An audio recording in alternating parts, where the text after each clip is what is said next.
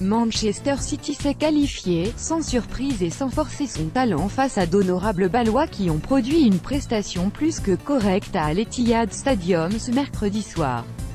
Les Citizens ont, comme à leur accoutumée, outrancieusement dominé la possession, 75%, et même marqué les premiers avec une réalisation de Gabriel Jesus dès la 8e minute. C'est sur une impulsion de Sané, qui décale Bernardo Silva sur le flanc droit, que la situation se débloque. L'ancien monégasque va ensuite de son offrande pour Jesus qui trompe Vaklik du gauche. Manchester City marque, domine, mais ne joue pas bien du tout. Certainement la conséquence de la large revue d'effectifs pratiquée par son manager ce soir. L'équipe de Pep Guardiola, louée pour sa fluidité et ses principes de jeu léchés, n'a rien affiché de tel ce mercredi soir.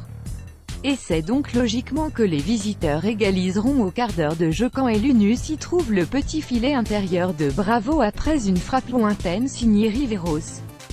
City n'est pas pour autant piqué au vif et multiplie les déchets techniques, ce qui a le don de considérablement agacer Guardiola.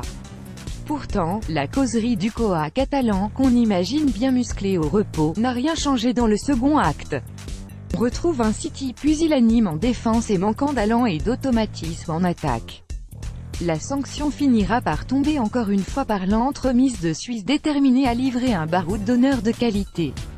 À 20 minutes du terme, et suite à un débordement de Eliounousi sur le flanc droit, Lang peut faire mouche d'une frappe puissante depuis une position excentrée. Bravo est de nouveau battu.